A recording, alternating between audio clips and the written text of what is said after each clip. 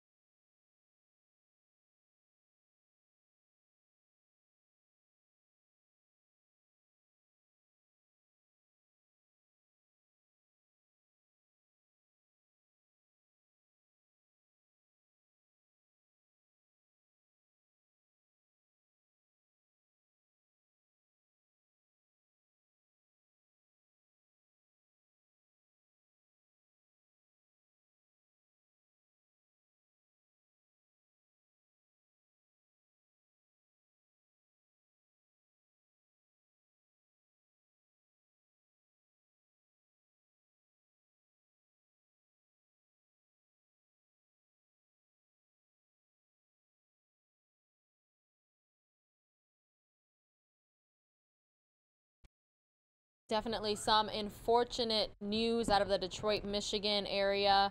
Looks like somebody lost their home in this fire. Again, these are not live images. These are from earlier today. Thanks so much for watching Fox News Now. If this is your first time here, please hit that subscribe button and you'll be alerted anytime we go live.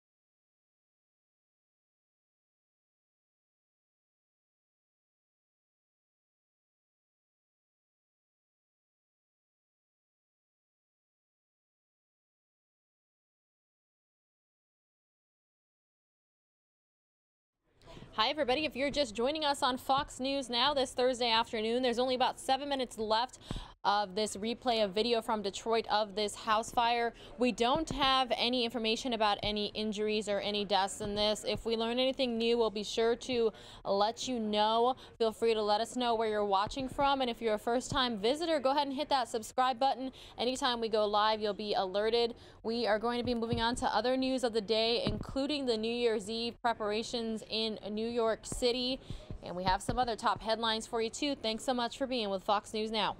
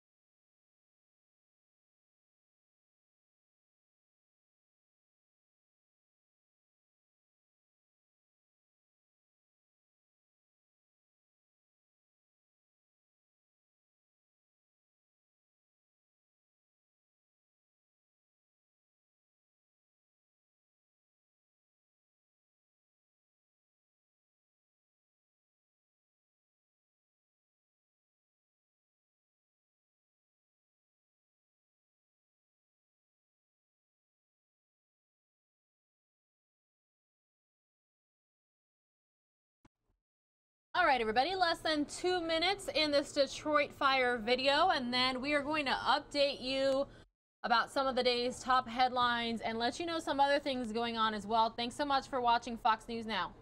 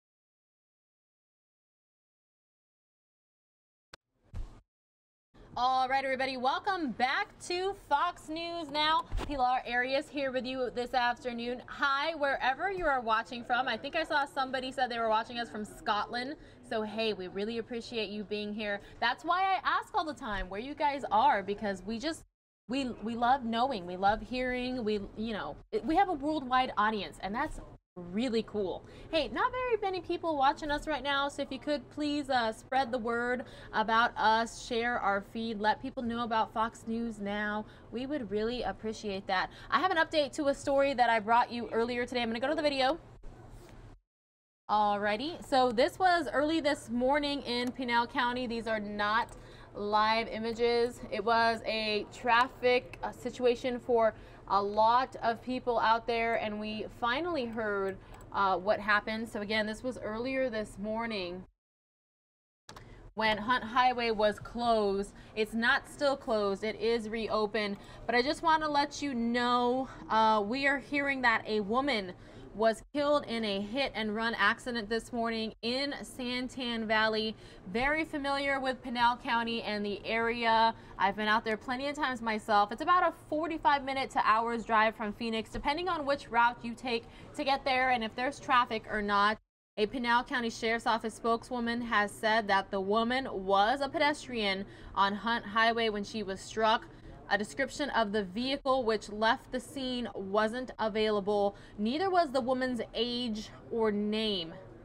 We do not know the exact time of when this accident happened, but remember, this morning Hunt Highway was closed between Johnson Ranch Boulevard and Thistle Trail while deputies investigated. They just told us at the beginning that there was an investigation. Something was happening out there. They had to close down Hunt Highway, which is a major east and west thoroughfare. When we had Skyfox up there this morning, they did let us know that they thought they saw a body on the scene. So for those who are watching us this morning, we definitely issued a viewer discretion to let you know that we had just heard something was happening. We didn't know what, and that was the situation out there. I just wanted to update you guys, let you know exactly what happened out there.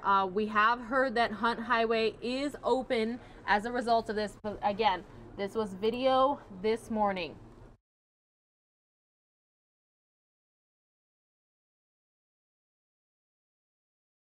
Hey, forgot to turn on my mic. Thanks so much for being with us. That happens quite often. You know, when you got to control everything up here by yourself, sometimes it happens.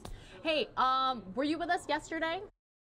And if so, were you able to watch the video and see the story at the Guinness World Records attempt at the tallest toy brick tower? Well, we have some things that we can not just confirm to you, but some additional information. Might be kind of a feel-good story for this Thursday afternoon, get you in the right kind of mindset to share happy news. All right, let me pull this up for you. Okay, so it appears that they did it. The world's tallest Lego tower was built in honor of a boy who died of cancer. So a couple things here. One, they confirmed that it was Legos because we kept calling it toy bricks yesterday. Two, we know for sure that this was in honor of a boy who died of cancer. And 3, we got some additional information here. I'm reading it from the Fox 10 Phoenix website, so feel free to go on over there if you were intrigued by this story. We have the video there as well. So again, just to recap, a group in Tel Aviv built the tallest Lego tower on record in honor of an 8-year-old boy who died of cancer. The 118-foot Lego tower was constructed to remember Ben Sayag. I may be saying that wrong, but he loved playing with Lego bricks before his death. I'm reading from the Fox 10 Phoenix website for you all. It took about 500,000 bricks and thousands of volunteers to build the tower in the main square of the city. I'm reading a quote here. The dream of Shirley Bardugo and Ben Klinger, who were the teachers of Ben Sayag, who died of cancer, was to break a Guinness record for his memorial. And I'm happy being here today to make the final measurements and to see if we broke the Guinness record. The size of 36 meters long. It's like a 12-story building. Now, that was by the CEO of Young Engineers, Amir Azor. Drone photos set to be submitted to the Guinness World Book of Records to verify. But again, we are thinking they did this, guys. And another quote from Tel Aviv's mayor. It's a community effort to build from plastic elements the biggest tower in the world, 36 meters, as a community effort of all the people of Tel Aviv, 26 community centers, Jews and Arabs, rich and poor, Orthodox and secular. So then that's a quick shot of how it looked. When I was covering this story yesterday, doing the research, turns out the last record for the world's tallest Lego tower was set in Italy in 2015, and that tower was 115 feet. So, yeah, it's a little, it's sad but happy at the same time. I mean, you're honoring an 8-year-old boy who died of cancer by building something that you just know that he would have loved to have seen. So it's very awesome there. Feel good story, right? Alrighty, everybody. Hope you're having a great afternoon. It's been kind of the time of year in between Christmas and New Year's where some things move slowly, or then when they come in, they all move very quickly. And so we're staying on top of things for you. We're keeping an eye on the skies and on the roads and everything else out there. When we started our stream again this afternoon, we were replaying a house fire that happened in Detroit. So very sad news for whoever lived there. It certainly looks like they lost their home, but we have not heard of any injuries or any deaths, so a little bit of good news there. I'm going to take you to our nation's capital, show you how beautiful it looks out there right now on the northeast side of the country as the sun is beginning to set. I mean, look at that. Wow, isn't it just so beautiful?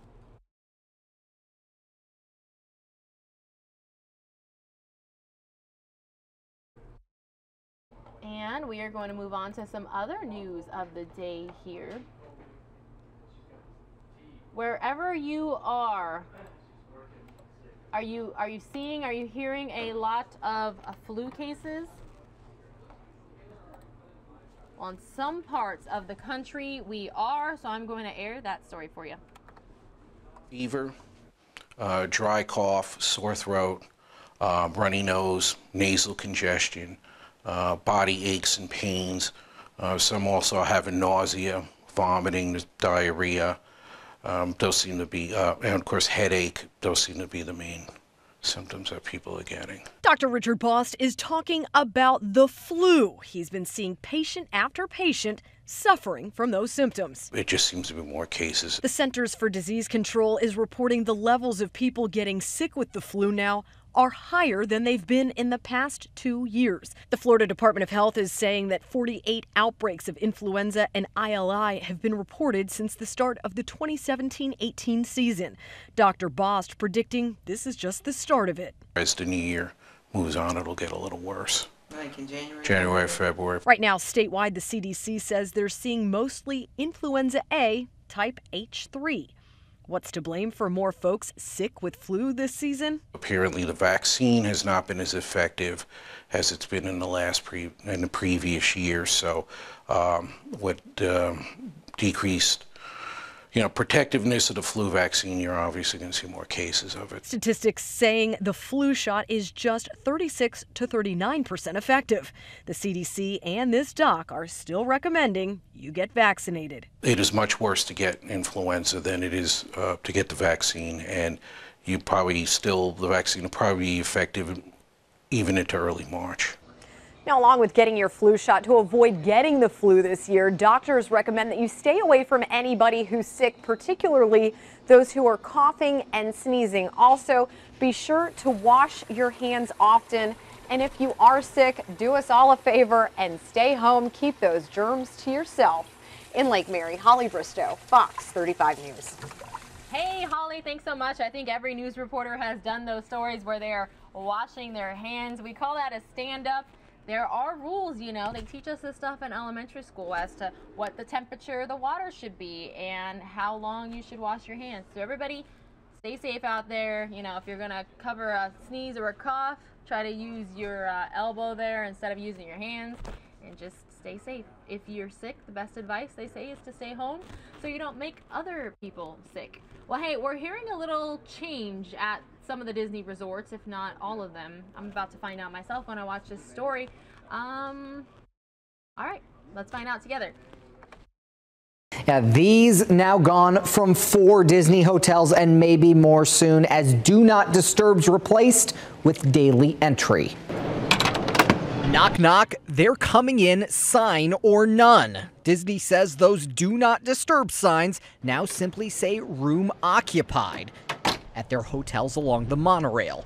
Guests are being told about the new policy, one the company says is about safety, security, and the guest experience. And the mouse isn't alone.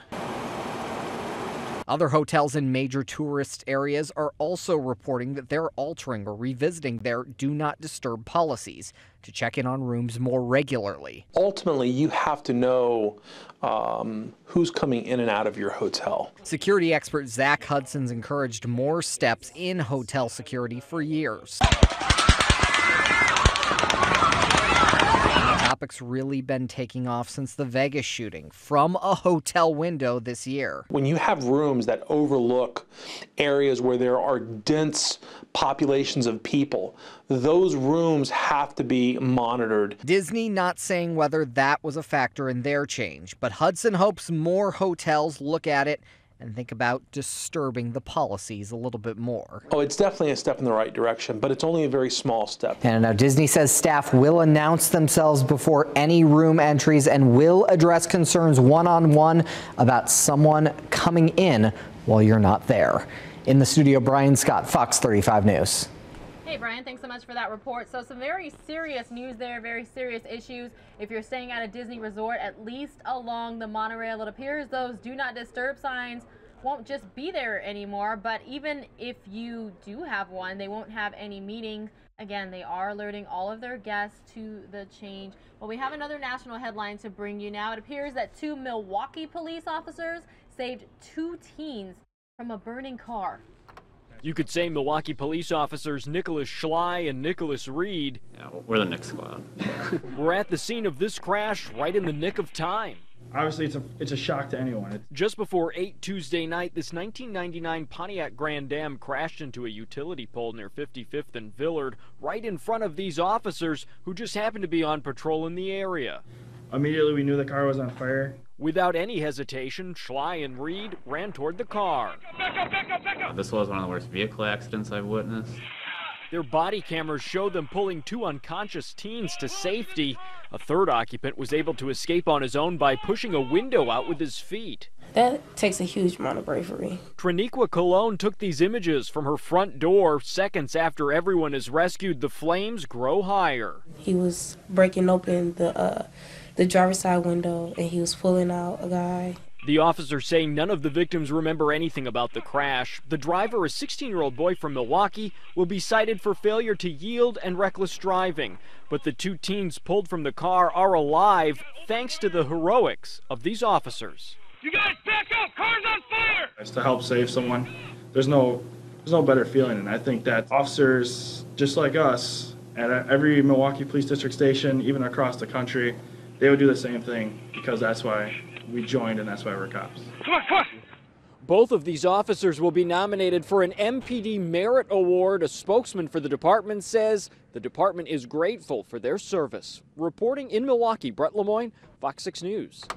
Wow, now that is some good police work there, pulling 2 teens from a burning car. Well, hey, what are your New Year's Eve plans or New Year's Day? Some people like to, you know, hit the hay early. It doesn't matter when the crystal ball drops. It doesn't matter when it hits midnight, as long as they're with friends or family or have something to do on New Year's Day. I mean, everybody kind of celebrates every holiday differently, don't you think? I don't think there's a one rule fits all sort in that situation. But I will tell you one place that is definitely gearing up, and that is New York City. They're preparing to have 1 million people in Times Square Sunday night into early Monday morning. That means strict security measures. We have this report just filed. Recent terror attacks not deterring crowds from Times Square for New Year's Eve. More than 1 million people are expected to ring in the new year in New York. We are ready to have a great celebration. And I want to emphasize what you heard from the commissioner. There are no credible and specific threats against New York City at this point in time. Security precautions to protect the revelers are expected to be unprecedented. Typical measures like a mix of plainclothes and uniformed officers will be deployed as always, but other steps such as increasing security at nearby parking garages and closer surveillance of large rental trucks are also being put in place. The NYPD is the best police force in the world. We have tremendous cooperation with our partners, but we must have the help of the people of this city to do everything we need to do. And with just days to the new year, people already gathering in Times Square Thursday, this in an effort to start 2018 with a clean slate, celebrating the annual Good Riddance Day. How does that feel, Chris? It feels really great. Now, in its 11th year, the event gives folks the chance to write down their worst moments of 2017, shred them, and move on. What are you shredding and forgetting today? I've got a whole list of human evils and my own personal smoking. For some, though, it's not just 2017 that they need to put behind them. 20-year-old bills. Good for you. Better late than never. So what was the impetus for right now for finally getting rid of these? She needs to clean her house. Yes. And for those who couldn't make it out to New York City, organizers are encouraging people to tweet using the hashtag Good Riddance Day, and they promise to shred your bad memory for you. In Times Square, Brian Yennis, Fox News. Hey, that Good Riddance Day, that was kind of interesting because it was a live event when we were starting Fox 10 Extra, which, by the way, every time I talk to you guys, I have to let you know, Fox 10 Extra, we air it on Channel 45 if you have rabbit ears or a digital antenna. Cable Channel 9 is from 10 a.m. to noon Mountain Standard Time. So along with being here on YouTube, we're on regular TV. And then sometimes, depending on the story, we're on Facebook Live. So can you believe it? You may be watching us on one source one way or another, but then there's people watching on 2 other different sources, possibly, depends on what the story is. But yeah, so that Good Riddance Day was a live event in New York City right when Extra started at 10 o'clock, so we couldn't bring it to people live because myself and Ron Hoon always start at the beginning of Extra and let everybody know, the day's top headlines and that sort of thing. But then when I re-aired it, I've never seen anything like that before because people were showing up with their stuff to shred. And one man was like, I had no clue that reporters were going to be here. Like, this is kind of awkward. Like, what do I say or do? Because for some of these people, what they were shredding was very personal. So it was really interesting. But again, the most important part of that story is that New York City is gearing up for New Year's Eve. NYE in NYC. So earlier today, they held a press conference about the security measures.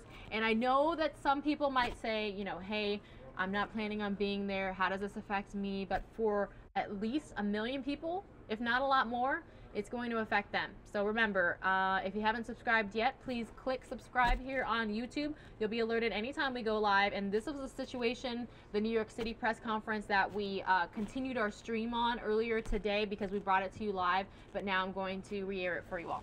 Report at this time, no direct credible threats to New York City, to Times Square specifically, or to any of our New Year's Eve events generally. Out of an abundance of caution, however, you'll see a stronger police presence out there than we've seen even in recent years.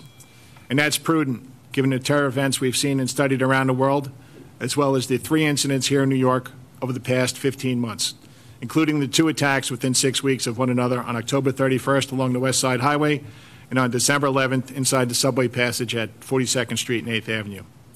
In the lead up to this Sunday, we've been working closely in recent weeks with the Times Square Alliance, the more than 600 businesses in the immediate bow tie area, and the dozens and dozens of hotels and other venues in Midtown Manhattan. We know from experience that the first spectators on Sunday will begin showing up early in the day. It seems that every year they get earlier and earlier. And in addition to those enjoying the live performances in the ball drop in Times Square, there will also be thousands of Broadway theatergoers and thousands more enjoying private parties, concerts at bars, clubs, restaurants, and other spots around the city. By now, New Yorkers are used to seeing the large counterterrorism presence we've employed at all major events since 9/11. And obviously, Midtown is going to be exceptionally crowded on Sunday. I urge anyone coming into the city to leave their cars at home and use public transportation. If you do drive, you can expect to see safety and DWI checkpoints. The bottom line is this: there will be much the public will see and much the public will not see. And the takeaway from our preparation is this: people will be safe, and they should feel safe too, because the NYPD and our partners are well prepared. This is going to be one of the most well-policed, best protected events at one of the safest venues in the entire world. It will ensure that New York City has yet another safe and enjoyable New Year's Eve celebration, as we do every year. Mr. Mayor. Thank you, Commissioner. And Commissioner, I want to commend you and your team for the exceptional preparations that you've made in anticipation of New Year's Eve. Particular thanks to First Deputy Commissioner Ben Tucker, to Deputy Commissioner John Miller, and to Chief Jim Waters for all the work they have done to get everyone ready for this crucial moment. And I want to acknowledge and thank our partner from the federal government, FBI Assistant Director in Charge Bill Sweeney, who has been a tremendous partner in all we do. I want to say at the outset, we're going to talk about this topic and take questions on this and other police matters, and then we're going to be talking about the property tax issue in light of the federal tax legislation. Just want to let everyone know there'll be an update on that before we go into general off-topic questions. This event every year, New Year's Eve, is one of the things that people all over the country, all over the world, most associate with New York City. It's a moment of great pride for New York City, a huge, joyous event, and literally people all over the world ring in the new year through watching this event in Times Square, and they think of it as the ultimate expression of crossing over into a new year.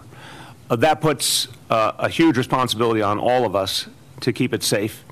It's, again, a point of pride for New York City. New York City is one of the few places in the world that could host an event like this and provide this level of security. It makes us very proud, but we're also quite aware of the amount of work that has to go into it and the agility, the ability to constantly update our strategies and improve them as we get new information each year. So the NYPD has done a great job preparing to protect the hundreds and hundreds of thousands of people who will be coming to New Year's Eve. We understand why we are a target. Unfortunately, it's a sad reality, but we understand it, and bluntly, it is because of our values as New Yorkers, because of our success as a pluralistic city. Terrorists regard New York as the exact kind of place they want to disrupt, and New Yorkers respond consistently with strength and resiliency. We saw it after the 2 attacks in the fall. People in the city handled it with great strength and in a very admirable way, as did the NYPD. And the NYPD proved once again its ability to handle and respond to any situation. We are clear that those characteristics, that strength, that resiliency, that unwillingness to ever bend in the face of threats, marks the character of New Yorkers and is something the city should be proud of as well, and that will again be on display. We are ready to have a great celebration. And I want to emphasize what you heard from the Commissioner. There are no credible and specific threats against New York City at this point in time, and no credible and specific threats against the New Year's Eve celebrations. But we are still vigilant at all times. We are very proud of the fact that the NYPD this year proved its ability to achieve even greater results. We're proud of being the safest big city in America. We're proud of the fact that we are getting even safer. This NYPD has managed to achieve that while facing an ever more complex terrorist threat. They've done both with tremendous ability and professionalism. We know there's more work to be done, but we take heart from the fact that just in the last few months, we had a very successful New York City Marathon. We had a very successful Macy's Thanksgiving Parade. These big events came off without a hitch because of exceptional planning and because of the use of exceptional resources to secure them, and that's the exact model we'll use again on New Year's Eve. We have put the patrol officers out in numbers we need for this situation. We've made very clear in the last few years that we will continue to use the number necessary to secure each situation. And again, the vital cooperation with our federal partners has been crucial to ensuring that we're ready in all ways. That being said, and the Commissioner said it so powerfully after the last incident, the NYPD is the best police force in the world. We have tremendous cooperation with our partners, but we must have the help of the people of this city to do everything we need to do. So that phrase, if you see something, say something, that means something. You have to feel that phrase. Any one New Yorker could save countless lives by being vigilant and reporting information to the police. So please, I want to urge everyone, help each other be safe. If you see something, make sure a police officer knows about it. With that, before a few words in Spanish, I want to just wish everyone, all the members of the media, and all New Yorkers a very happy and safe New Year. We're all looking forward to great things ahead in 2018. And it's going to be a cold New Year's, but we'll have a warmer New Year ahead. In Spanish, la noche de Año Nuevo es una tradición muy grande de nuestra ciudad. La policía ha hecho un trabajo extraordinario para garantizar la seguridad durante la celebración en Times Square. Pero los neoyorquinos también tienen que hacer su parte. Por eso, si ves algo, di algo. Les deseo un muy feliz Año Nuevo. With that, my pleasure to turn to Chief Terry Monahan. Thank you, Mr. Mayor. Planning for this event began January 1st. It's been constantly adjusted and updated as events occurred here in the city, in this country, and around the world. It's been a tremendous effort on the part of Chief Billy Morris and Chief Jimmy Waters from Counterterrorism and all their personnel assigned to Manhattan South and the Counterterrorism Bureau to put together this plan to make sure that everyone that comes to Times Square that day can come and be ensured that they will be safe. So as we move forward, 11 a.m., crosstown traffic will be shut from 37th Street to 59th Street, 6th to 8th Avenue. At that time, we'll begin to seal off the entire bow tie area with concrete, block cars, and sand trucks. Within that area, there are 125 parking garages. Each and every one of those parking garages will be closed and sealed. Cars will not be allowed to come in or to come out. There will be a truck restriction in place on 6th and 8th Avenue starting at 11 a.m. from 34th Street to 59th Street. No trucks will be allowed within that area. Once we're into the zone, there are 12 access points for spectators to come in. Each one of those access points will have vaporweight dogs assigned there, and there'll be heavy weapon teams. Spectators will be walking through a checkpoint area where they will be checked. Bags will be checked and screened. There'll be no large bags, no coolers, no umbrellas into the area. You'll go through a magnetometer, so we'll make sure there are no weapons. Once you go there and you proceed to the pens, you will again be screened a second time before you're allowed to enter the pens. There will be heavy weapon teams and dogs assigned throughout the entire viewing area.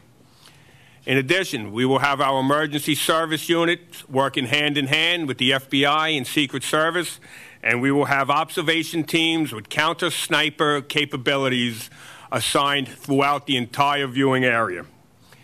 In addition, every hotel within the Times Square area will have uniformed officers assigned to those hotels working hand in hand with the hotel securities. Our transit hubs. Transit will be fully staffed that day. We will be conducting train inspections and bag screenings at locations throughout the city, not just in the Times Square area. Transit will also have dogs working throughout the transit system. Our aviation unit will have a ship up the entire night, and it'll be covering the entire Manhattan area. There'll be at least one ship up at all times. In addition to the Times Square area, we have major details going on in Coney Island and we have the Central Park Run. We will have heavy weapon teams out in those locations, and we will also have sand trucks and blocker vehicles. There are numerous other events taking place throughout the city, and we will also have coverage at them. Every precinct, housing, and transit facility throughout the city will be fully covered, and the commanding officers of each and every one of those units will be working that evening. Our highway units will be fully staffed, working the highways to deter any drunk driving. So the message out there is be responsible. Don't get behind the wheel of a car after you've been drinking. This is a shared responsibility, whether it's in the Times Square area or anywhere else around the city. As been said before, if you see something, say something. There are going to be cops out throughout the city, Times Square, and everywhere else in the city. Do not hesitate to go up to a cop if there's something that makes you feel uncomfortable, and let us investigate it. That's what we're here for.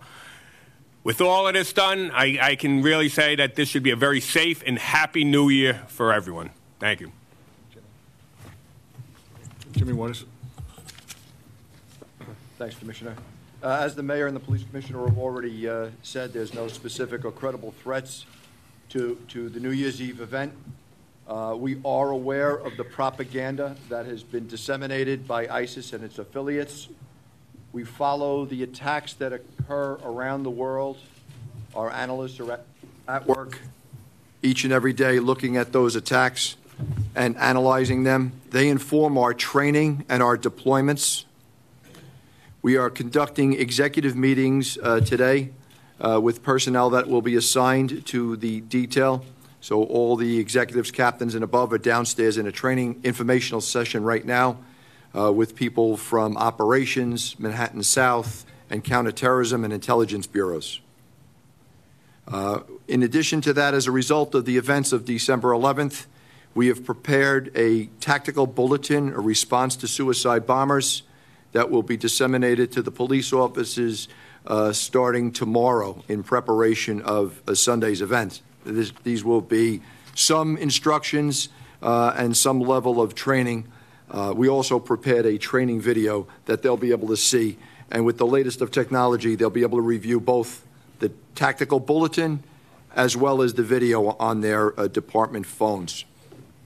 You will see an increase in heavy weapons, bomb squad personnel, radiological detection teams, and our technology to include over 1,000 cameras in and around the area of Times Square for the event. So very briefly, I'll take you through a quick visual of what one would see if they were to come to the event on Sunday night as they access one of the access block points. They will first walk past the sanitation sand trucks and NYPD blocker vehicles that will be positioned at the intersection of 6th or 8th Avenue, as well as they will see some NYPD cement block out there. They'll walk past a Vaporwake dog, which works off the air displacement off one's body, and so those dogs will be deployed at all those access points. They will go through a magnetometer, or they will be wanded for weapons, and at some point they will come to a table where they will have their bags inspected. In some cases, we will randomly take those bags and swipe the handles with explosive detection equipment, followed on and supported by the Critical Response Command or the Strategic Response Group heavy weapons teams at all locations. They will then proceed on to the pens, where this process will be repeated a second time as they enter the pens. They will again be wanded. They will walk past another dog. There's radiological detection equipment on all the officers' gun belts, and then they will proceed into the pens, all with an overwatch from not only the observation teams of emergency service, but the Critical Response Command and the Strategic Response Group long gun teams. Commissioner. Okay. Thank you, Jim. I'm going to take some on-topic questions. Yep. Stop a suicide bomber from going into the area where someone is going into the pens and just blowing him or herself up right there. This is why we have the checkpoints, the multiple layered checkpoints in place with the Vaporwake dogs. That's part of the process. The Vaporwake dogs, I don't know if you have seen them in action, but what they can detect and how they work. They work as a team.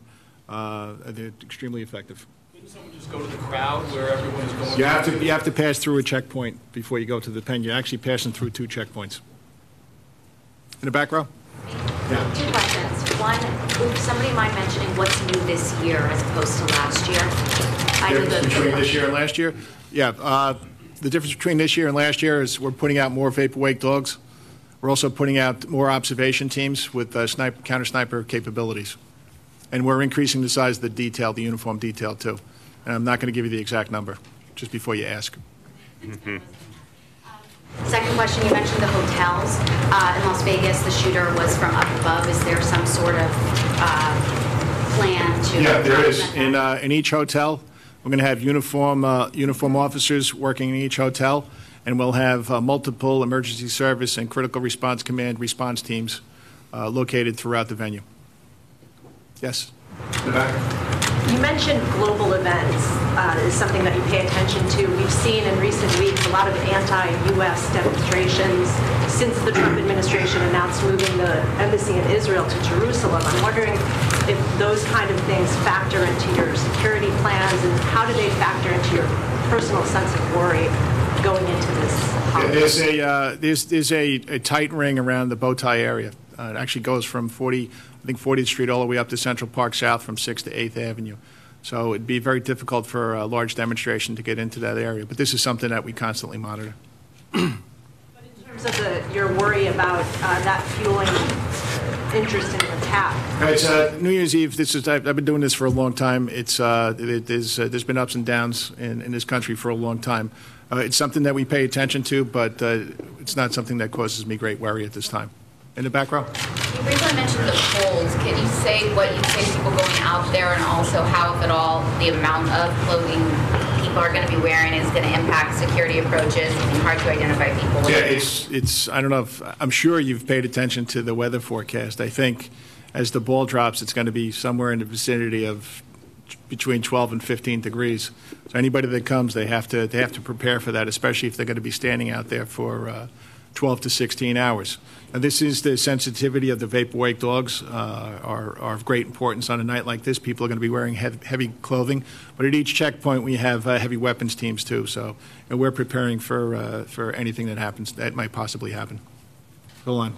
Chief spoke of ISIS propaganda. Is that the usual just terror tactics, or are there any additional propaganda that's an issue that would specify? Well, as reported in the media in the last couple of days, there's been a number of videos that have been put out, showing different parts of New York City, Cardinal Dolan, et cetera. But this is their regular run-of-the-mill propaganda. But they've been talking about Christmas and New Year's now for quite some time. We're now past Christmas and approaching New Year. Yep, Graham. Sorry, Commissioner, are you guys, other than uniformed cops in the hotels, are you looking at the guests at all? Are you doing the background of the guests? Yeah, I don't want to go. Yeah, and I don't want to go into specifics of how we're vetting out people going to hotels, but it's an important part of planning for the event. Josh? It's actually a question for the mayor. Mr. Mayor, given the weather forecast, in addition to the NYPD and FBI issues, have you had to change or increase your deployments in terms of fire, EMS personnel? Because it seems like it's going to be so cold that no matter how many people, how heavy people dress, there may be additional cold-related illnesses that arise with people locked in there for so long. Look, the broad point I'd make is we understand this time of year we can get this kind of weather, so everything we do as a city is with the understanding we may have to respond quickly to a severe weather situation. Obviously, we have special protocols. If we think there's going to be people out on the street in larger numbers who may be in danger, we have special protocols around addressing homeless people on the streets, et cetera. That's something we have in place consistently, whether it's New Year's Eve or any other cold time of the year. In terms of anything particular to the Times Square area, I'd bounce it back to PD in their coordination with FDNY if there's any special ambulance allotment beyond what we normally have. Obviously, we normally have quite a lot of capacity there. Yeah, we're working in conjunction with Dan Nigro's people at the fire department and EMS to make sure we have the appropriate number of personnel there and the ability to get around through the emergency lanes. They'll be part of the meeting. We have an interagency meeting right before the event, so And they're also down at our operations center. We have FDNY and EMS stationed at our operations center. Yep. Regarding the threat of a Las Vegas-style sniper from lab in a building, are you also putting some kind of markers or reflective signs on? Yeah, I'm not going to talk about exactly what we're doing to counter that threat. In the back row. Commissioner, my own friends and family have sometimes asked, well, what is suspicious activity? If I see something or somebody, or is there anything I should be specifically looking for? So what might you say to people that are visiting New York, not used to New York, that may want to be on the lookout? What are these behaviors? Just in general, you know, as you come into the event in the subway or you're walking down the street, maybe not look at your phone, maybe not take your headphones off and just pay attention to what's going on around you. And if you see something that or someone that might look nervous or suspicious, just make sure you call 911 or grab a cop. There's going to be thousands of cops in that area there, and give us a chance to investigate it. Now, it's an important component here is the millions of extra eyes and ears we're going to have. And if you see something that makes you uncomfortable, let us know, and we'll investigate it. Can you go a little more into the anti-suicide bombing bulletin and video that you're going to be showing the officers who are assigned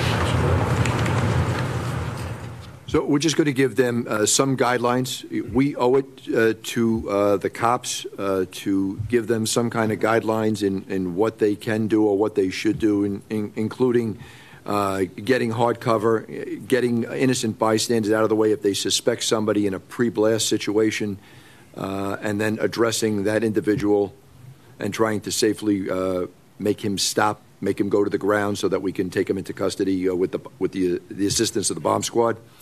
In a post-blast situation, we would wait for the arrival of the bomb squad and emergency service to make an approach, if that's practical, always rendering aid to victims if there are any, God forbid, at the scene first, and then allowing the bomb squad to render safe and make safe that individual.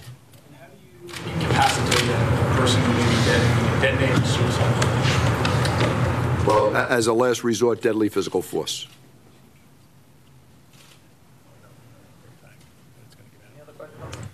Yep, in the front row, Colleen. You might have already answered this. I'm sorry. It might have been Graham's question, but are you working with the hotels specifically to do some sort of screening ahead of time for people who are staying in the... I'm not going to go into specifically who and how we're screening, but I will tell you that there are going to be uniformed detectives assigned to each of the hotels. And that's not just on the day of, it's the days leading up to. Okay? Down the front row. You also have people in the office buildings surrounding the area? You know, we're working closely with the private buildings, the corporation buildings in the area. Yep. Second row. Mr. Mayor, I'm wondering, I'm sure there's a lot of people dead set on going, but I'm sure there's also a lot of people looking at the weather or thinking about safety and deciding whether or not to go. Do you, at this point this year, encourage people, if they're on the fence, to stay home? Look, everyone has to decide what they prefer. I've said I admire people who want to stand there for many hours in the cold. It takes a special personality. But the fact is they will absolutely be safe, as you can hear from the preparations. But I'd say this much. If you're going to venture out, you know, bundle up, wear long underwear, you know, bring hand warmers, all those basics. Take the weather very seriously. I'm not going to tell people what to do, but I'm going to tell them if they are going out, be really careful and take precautions. And the last row. Commissioner, is there an official crowd estimation number and how the weather might be playing into that number, if at all? I think last year, Terry, we went with 2 million. Yeah, 2 million. In the vicinity of the bow tie area. So, what was the second part of the question? If the weather is factoring into a crowd estimation number for this year at all? We don't do pre-estimates, so we'll see. There's a lot of brave people in New York City and the United States, so I'm sure there'll still be millions of people in Times Square, no matter how cold it gets. Yes. Can you put a cost estimate on all these preparations for I don't have that right now, but we can get you a round number. In the back row. For any of the NYPD brass up there, have any of you ever worked the event from a foot control perspective? From a what? From a foot control perspective. Yeah, I think we all have. And were you in New York City in 1996 when it was 15 degrees? Yeah, I think we all worked that detail. And we still have pleasant and unpleasant memories from that night. It was cold. Worth it. I was on straight time. On New Year's Eve, related question. Yep. Commissioner, you are the mayor. The resources, there's been some talk about federal resources for running the city. Do you have the money and resources that you need to do all this year? Are you confident you have what you need? For New Year's Eve? Yeah, absolutely. And then working in conjunction with our federal partners. I know I talk about Bill and the FBI all the time, but we also have the Secret Services helping us too. So we're getting plenty of help from the federal government. Anything else? All right. Go off topic on NYPD? Yes, sir. Yes, sir. Do you attribute the drop in murder rate recently to community policing efforts? All right, everybody, thanks so much for being with us. Okay, so we just got briefed on the security measures in place for New Year's Eve in New York City, in Manhattan. Have you ever been? If so, let me know how you survived.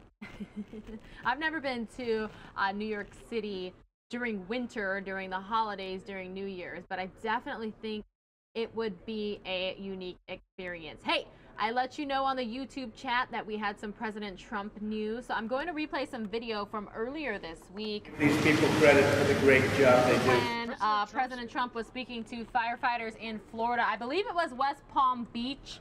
Again, don't quote me on that one, I'm not positive, but I believe that's where he was earlier this week speaking to firefighters. All right, so the news, here we go. The White House says President Trump will undergo the customary presidential physical on January 12th. Okay, so what we're showing you right now is file footage of the president. Let's go to this article that we have up, actually. All right, here we go. So I'm reading this to you verbatim. Spokeswoman Sarah Huckabee Sanders confirmed the date today. The White House had previously said the president would have the physical early in the year at Walter Reed National Military Medical Center. Sanders has said the results will be released after the physical. The president is 71 years old and has released limited information about his health. During the campaign, his gastroenterologist released a 4-paragraph letter saying he would be, quote, the healthiest individual ever elected, end quote. Trump also appeared on the Dr. Oz show to say he felt great while releasing his cholesterol levels and cancer screenings. The president drew scrutiny several weeks ago when he seemed to slur his words during an address. The White House said that his throat was dry. So again, the president scheduled for a customary presidential physical on January 12th. I almost said second there. January 12th. Hey everybody, again, thanks so much for being with Fox News Now. We don't have a whole lot of people watching right now, so feel free to share our stream. Let your friends and family know on other social media outlets, or you can even like email them, or and also like coworkers. Just some suggestions, Got to keep everybody entertained. Hey, out of Alabama today, I'm going to air that video for you guys now. There was a decision on the Roy Moore, Doug Jones. I don't know if fallout is the right word for this. Let's just say the two are still in the news nearly a month after the Senate race election.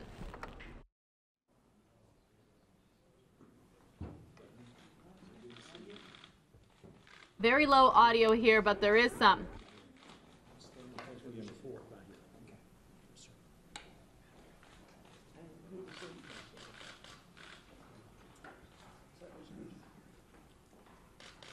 We want to welcome all of you here today for this historic occasion of the certification of the United States Senate seat that was decided on December the 12th.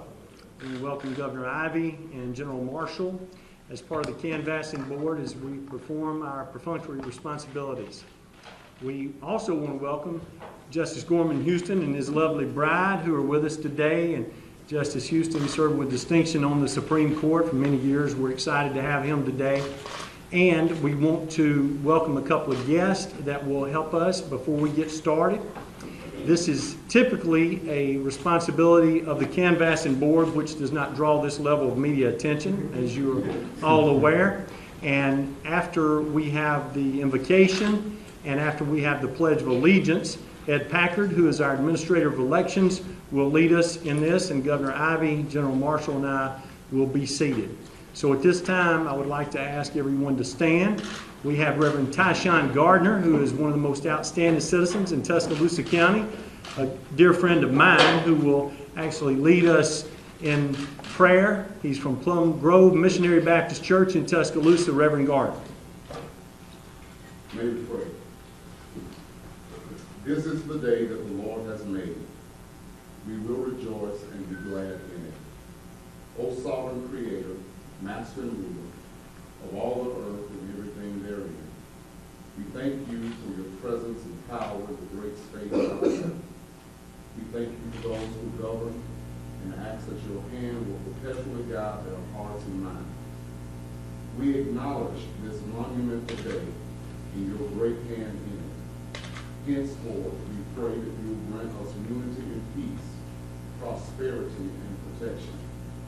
We pray especially for Senator-elect Doug Jones, that you will grant him wisdom and prudence, understanding and courage to fulfill the laudable office given to him by your sovereign will to the people of Alabama.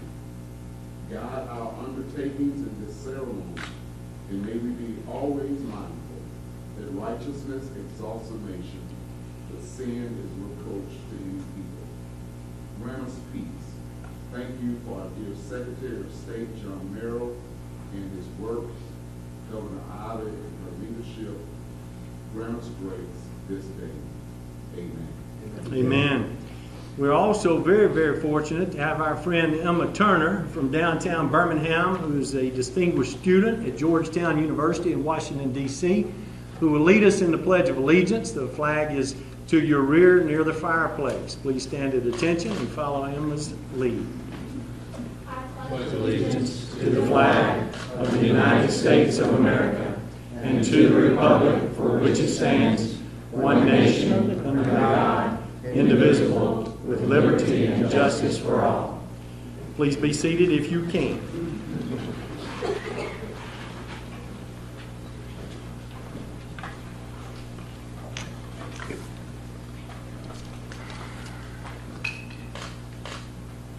Ed. Thank you, Mr. Secretary. Thank you, Governor Ivey and General Marshall and Mr. Secretary for being here today. Obviously, it's a very important task we have in front of us, even though normally it is very perfunctory. The first order of business that we'll address is acknowledgement of posting of the notification to the Open Meetings Act, letting the public know about today's meeting. If you look in your binder behind tab number 1, there is a copy of the notice that was posted to the Open Meetings Act website, making sure that, as statutorily required, we provided proper notice to the public. You go to the next page. So, no, it's the page before. This is it's in the well. It's tab 1. There we go. It's right behind that page. It's next after the agenda, or it's right before that. Okay. That's all right. That's it. Okay. One more picture. The next thing we'd like to do is call roll to formally record the members that are in attendance today. Governor Ivey. Present. General Marshall. Present. Secretary Merrill. Here. We do have a quorum for today's meeting with full membership of the board present today. If you look at the agenda, which is on the previous page of the notebook, we have a copy of the full agenda there, and I'd like to entertain a motion for approval of the agenda. So moved. Second. Okay, having a motion and a second, is there any discussion on the agenda? If not, all those in favor of the agenda, approving the agenda, say aye. Aye. With unanimous consent, the agenda is approved.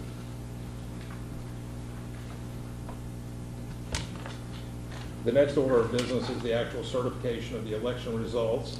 And although we speak mostly in terms of the certification being with regard to the U.S. Senate special general election that was held, there were also proposed constitutional amendments that were on the ballot in 2 different counties.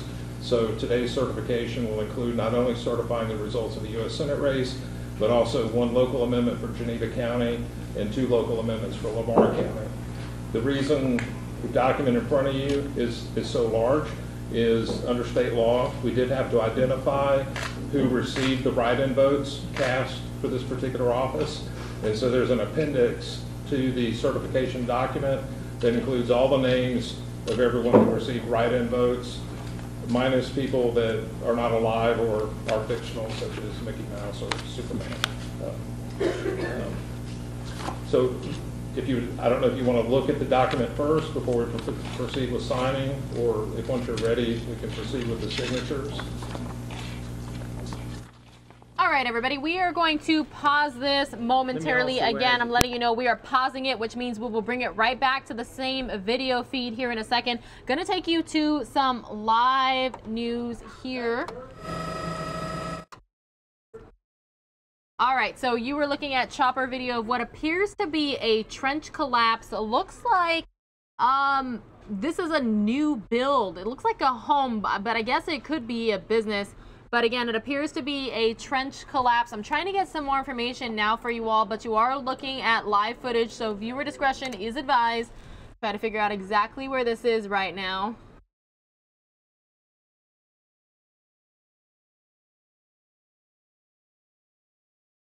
Not able to find out where it is just yet. I'm keeping an eye on it for you and refreshing things to try to get the information. Definitely looks like a brand new community here, somewhere where it snows. Again, we're getting reports of a trench collapse. You can see first responders there on the scene. Not getting any reports yet of injuries or deaths, but again, this is very fresh. We just got this feed in here at Fox News Now. I'm continuing to monitor our sources for information here. So again, viewer discretion is advised, but we are getting word that it is a trench collapse, and it appears to be somewhere where it's very cold and snowy.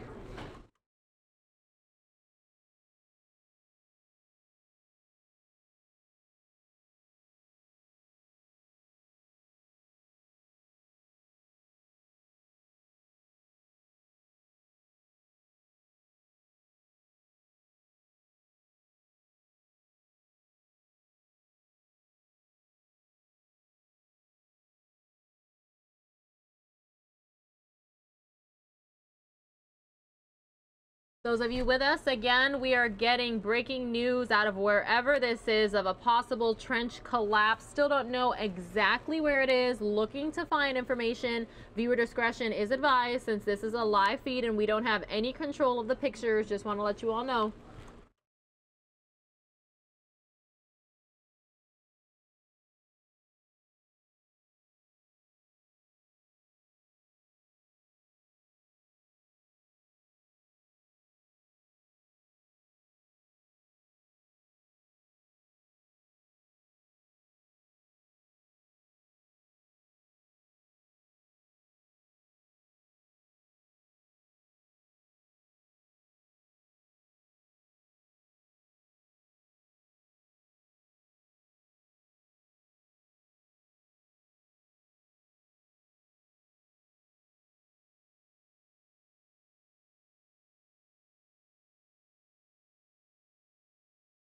All right, everybody, just wanted to let you know, again, this is a possible trench collapse in Warren County, Ohio, is what we're being told.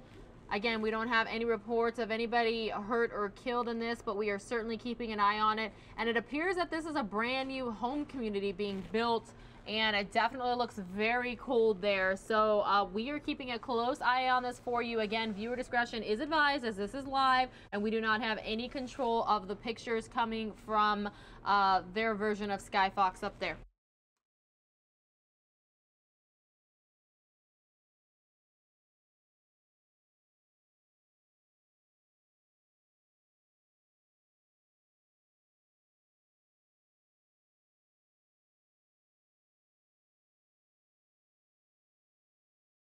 We are hearing reports of a person trapped in 25 feet of dirt following this trench collapse.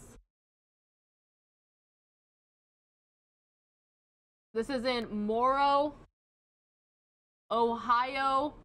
We're being told that it's a 30-foot trench next to a new home foundation that collapsed.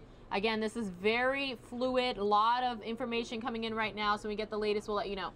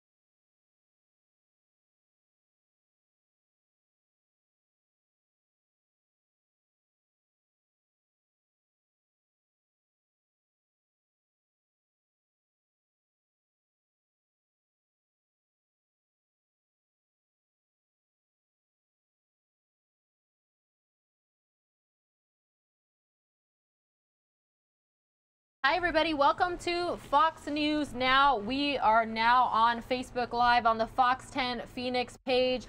You are looking at live images out of Warren County, Ohio. We're being told this was Morrow, Ohio, where a trench collapse has at least left one construction worker trapped.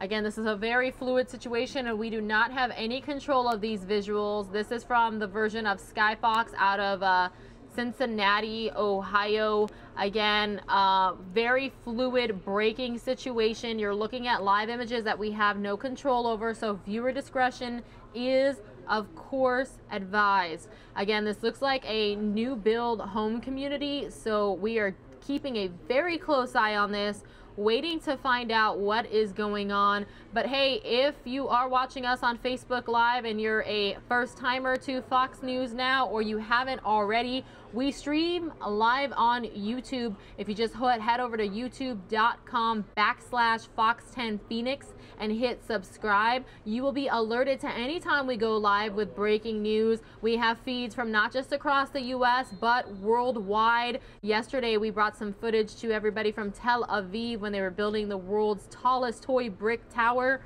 Just want to let you all know that's where you can get us the fastest.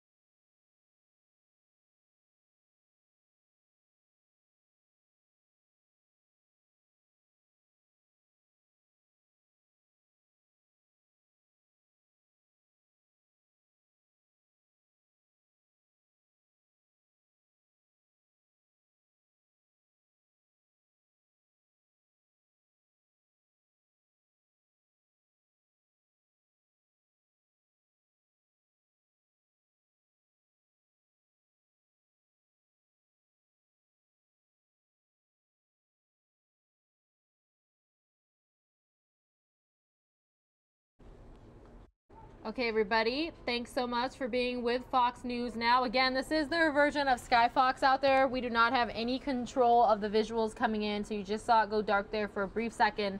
Looks like they're trying to refocus in what we call white balance, which makes sure that you're getting the best colors from the visual.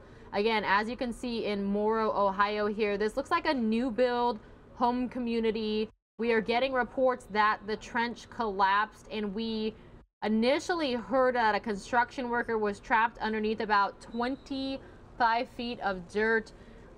Not confirmed yet. We're hearing additional information that is not confirmed, but we're taking a live look here at what's happening.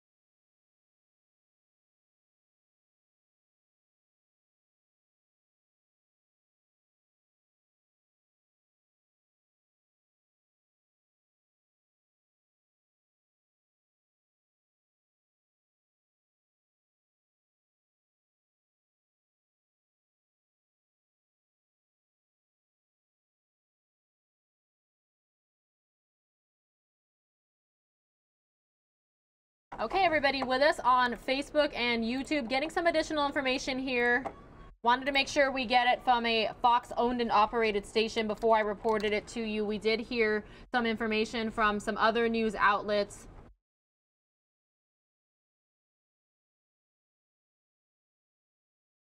Okay, it appears that a construction worker was killed when a trench collapsed. Now, this is according to Warren County officials.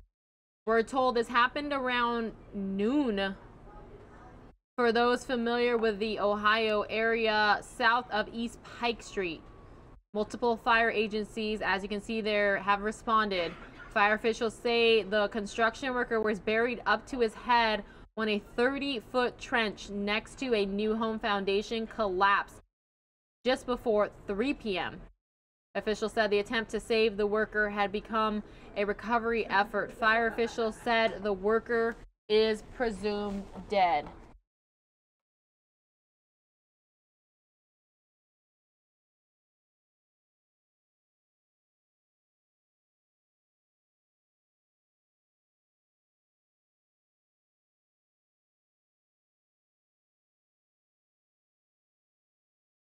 Again, viewer discretion is advised. This is a live picture from their version of Skyfox out there in Ohio, and we don't have any control of what you're seeing. Just want to let you know, viewer discretion is advised. We have been told that this is a recovery effort. So again, viewer discretion definitely advised here. If you're watching us on Facebook or YouTube, just want to let you know.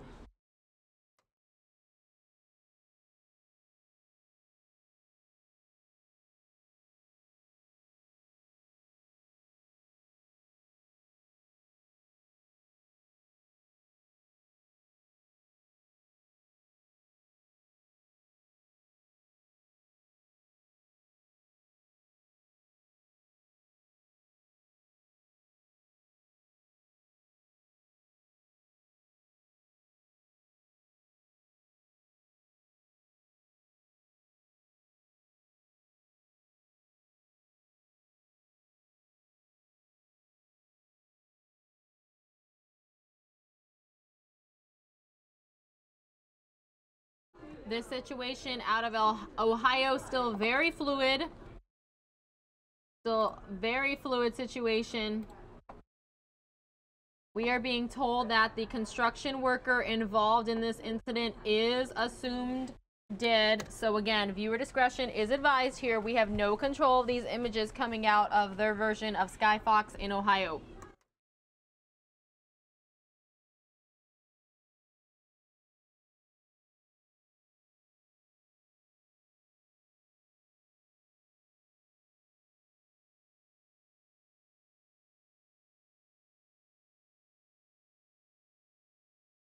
We're seeing reports that this recovery process could take hours.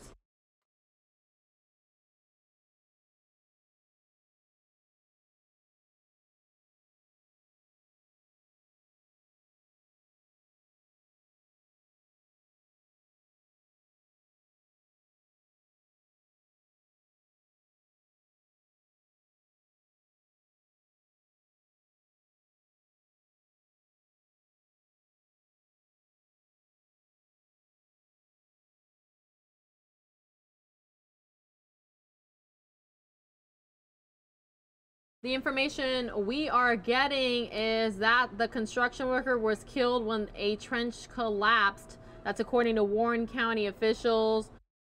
We're told this all started around noon, but fire officials say the construction worker was buried up to his head when a 30-foot trench next to a new home foundation collapsed just before 3. The attempt to save the worker has become a recovery effort. Fire officials saying the worker is presumed dead. So, of course, viewer discretion is advised here as they are showing us pretty close images in this recovery effort, which we're told could take hours. But again, we do not have any control of these visuals. This is a live feed from a helicopter. Just want to let you all know, viewer discretion is advised whether you're watching us on Facebook and YouTube. Thanks for watching Fox News Now. If you're a first timer, we stream on YouTube a lot, and we're also on Fox 10 Extra from 10 a.m. to noon Arizona time, Monday through Friday. If you head on over to youtube.com/Fox10 Phoenix, Just hit the subscribe button and you'll be alerted anytime we go live. We don't just get breaking news from across the U.S., but across the world. And we have a lot of regulars who watch us on the daily. We would really like it if you were one of them.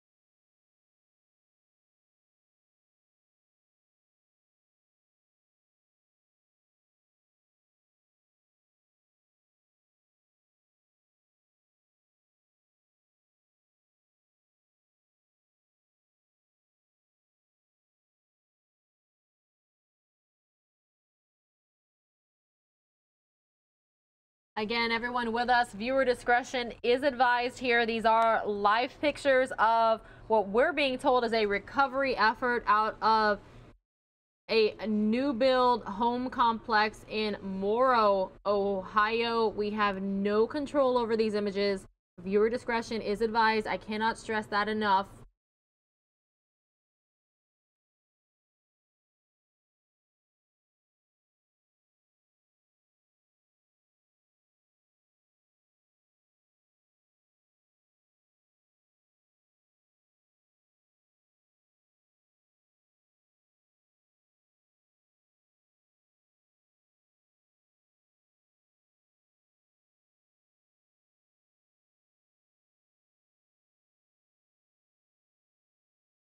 You can see the police taped up, blocking the area. You see a lot of workers next to that trench that we're being told is on the side of a home under construction.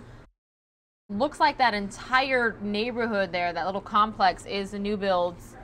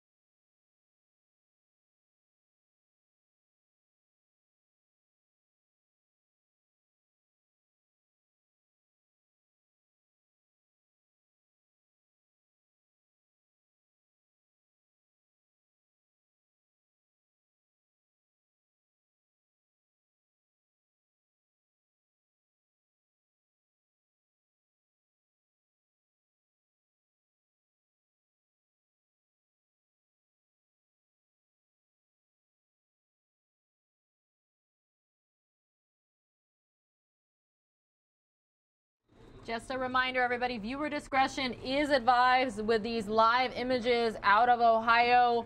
We're being told that the rescue efforts have become a recovery effort. Again, we have no control of these images coming out of Ohio. This is their version of Skyfox. We're being told from the Cincinnati area, but we are being told that this has become a recovery effort. Not quite sure what we're going to see here, so just want to let you know viewer discretion is advised. Thank you for watching Fox News Now.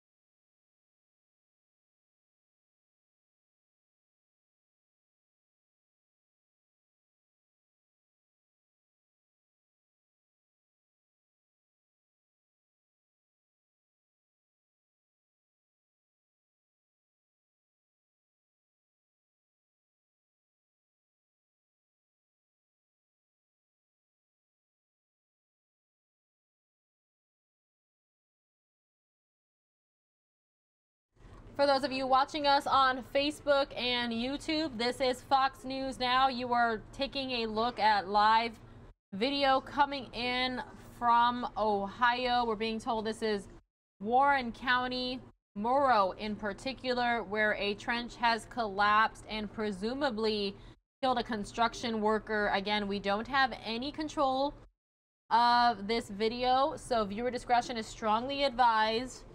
Not quite sure how this all unfolded. The Fox affiliate out there saying that the construction worker possibly became trapped around noon, but the rescue effort became a recovery effort at 3 o'clock Ohio time. So we are certainly keeping an eye on this, and we'll bring you any developing information.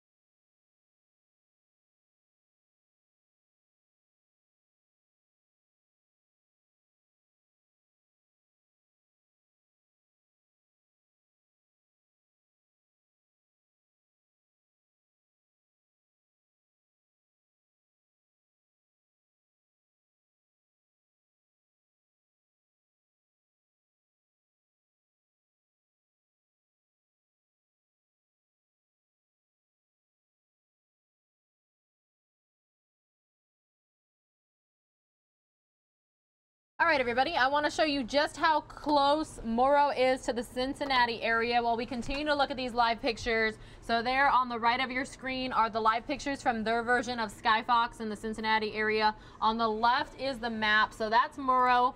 We're told it's in Warren County. Try to get closer here for you. I'm zooming in at the same time. So there it is. It appears to be on the northeast side of Cincinnati, so let me zoom out here and make this larger for you. So there you go. You've got Cincinnati on the bottom left of the map. You have Morrow on the top right, and it might be Morrow, not Morrow. But again, we do not have any control of these images, so viewer discretion is advised, but wanted to show you about how far it is. Let's try to find drive time for you.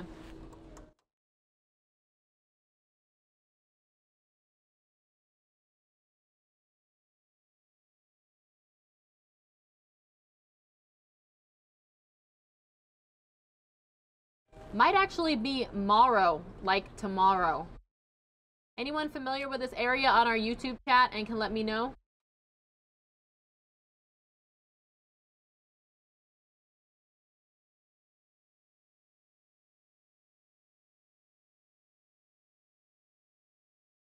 Okay, so it looks like this is 37 miles northeast of the Cincinnati area, about a 40-minute drive.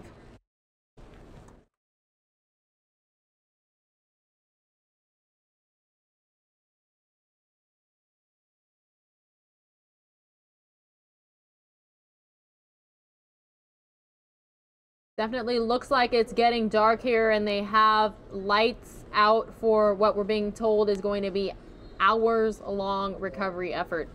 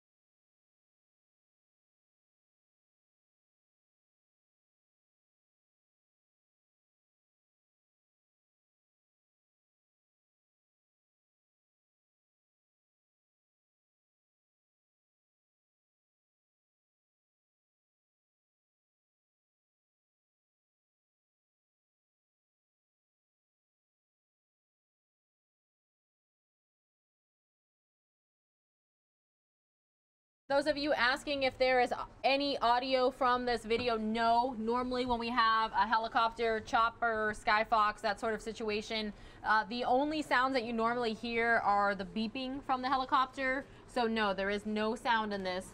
You're watching Fox News Now on the Fox 10 Phoenix Facebook live stream and YouTube.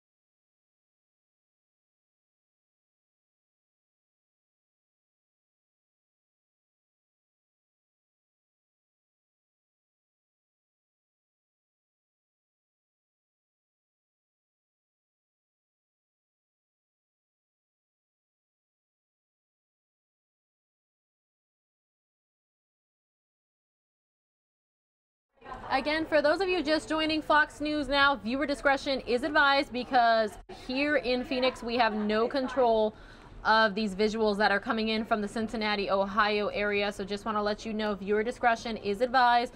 We have been told that this has been moved from a rescue effort to a recovery effort. So just want to let everybody know. Thanks for watching us on the Fox 10 Phoenix Facebook page and on YouTube. If you don't already, go on and head over to youtube.com/Fox10Phoenix. Hit that subscribe button, and anytime we go live with breaking news, not just across the country, but worldwide, you'll be alerted and you can watch us.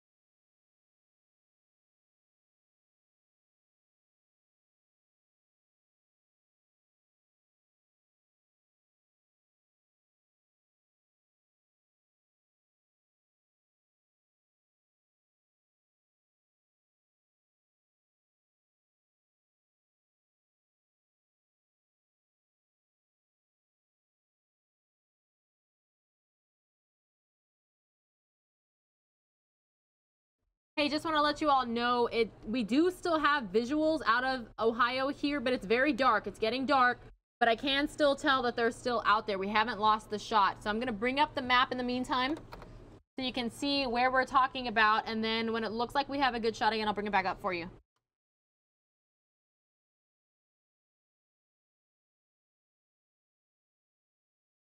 In the meantime, going to switch gears here really quickly to a traffic situation in Phoenix where we have a car on fire. Here we go.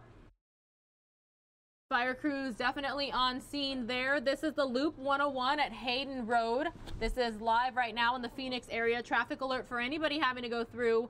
It looks like we're down to one lane there.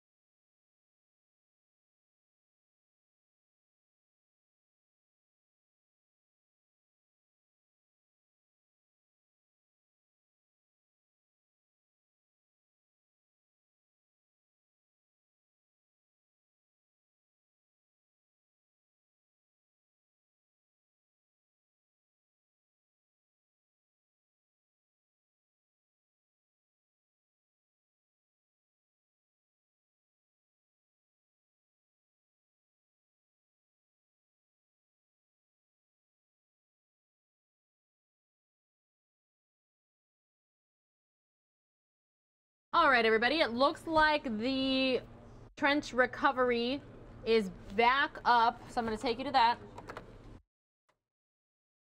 Again, viewer discretion is advised. We have no control of this video. Viewer discretion is advised. We've been told this has gone from a rescue to a recovery effort.